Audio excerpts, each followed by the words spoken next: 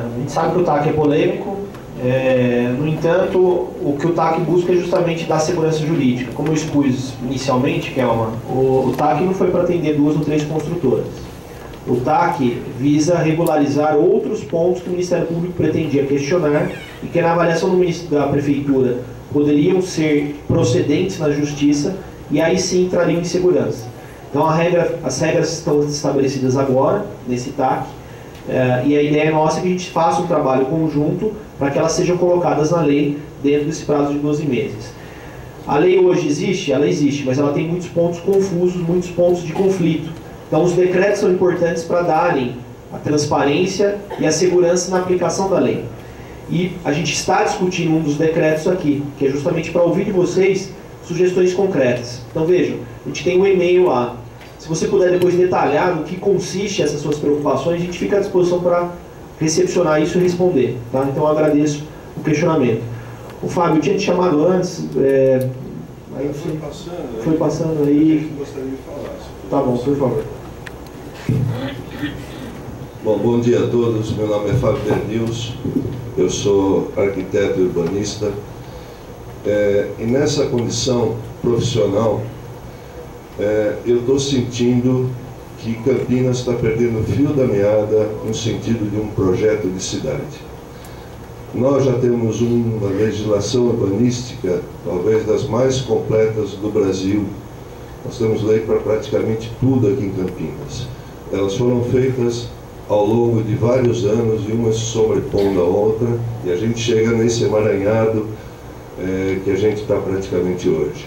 Precisamos rever tudo, lógico, é evidente. Mas essa revisão não tem ainda um conceito de cidade. Talvez fosse muito importante a participação maior nesse GELU, se me falha a memória, do que até propriamente o GAP, que, lógico, também tem coisas muito polêmicas. Infelizmente, isso está sendo provocado num ano em que há uma expectativa eleitoral, em que se fala em mudar leis de ordenação territorial e urbanística, num ano de eleição, vamos dizer, com o executivo fragilizado em função de tudo que aconteceu recentemente.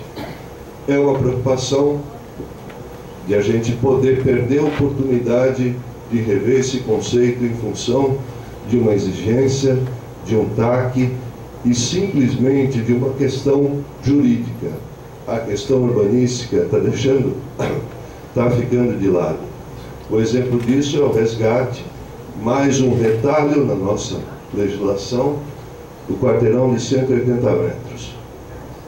Resgatou-se isso da lei de loteamento de 59 para tentar fazer um ajuste com o Ministério Público. Isso preocupa a gente que mora, que vive e que quer trabalhar nessa cidade.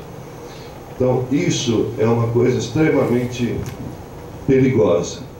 Outra coisa, dentro desse emaranhado de leis, há um monte de procedimentos no qual eu pude participar da administração pública e havia um parecer do jurídico, na época, se não me falha a memória, do Dr. Elba Mantovani, é isso, que falava exatamente da questão do tratamento de gleba e lote.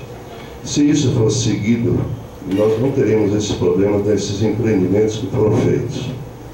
Questiono, inclusive, a qualidade urbanística desses empreendimentos. Então, eu acho que até a participação, talvez, da sociedade civil maior no GELU fosse interessante. Não há legislação urbanística que sobreviva a ser um pacto com os agentes envolvidos. É só isso.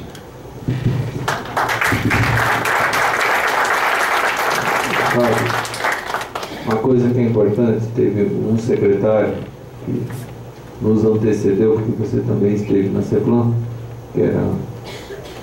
e que ele falava o seguinte: Campinas naquele momento tinha umas 10 mil leis. Se a gente acabasse com tudo e ficasse com umas 1.200, a cidade andaria bem melhor. Porque você tem uma série de coisas que se contradizem, que se confundem. Eu só peço que a gente entenda a situação que a gente está vivendo e o que a gente está fazendo. Nesse momento, é simplesmente uma transição para tentar voltar à normalidade e garantir a que a cidade toda, principalmente o setor produtivo e a própria população, tenham garantia um norte a seguir. A participação da sociedade na construção das leis, ela tem que existir e ela está garantida. O GELU é um grupo interno que é simplesmente uma comissão técnica que faz. O GELU não vai em nenhum momento soltar qualquer projeto de lei, qualquer minuta de decreto ou qualquer outro ato sem que passe por audiência pública, sem que passe por uma ampla discussão com a sociedade. Inclusive, a gente está fazendo isso em alguns casos em etapas. Todos esses assuntos são discutidos amplamente com os setores para depois vir para uma audiência pública e só então se tomar a decisão. Então, a gente está procurando nesse caminho corrigir o rumo e realmente partir para uma simplificação, para uma valorização da legislação e para uma legislação que efetivamente possa ser cumprida. Tá?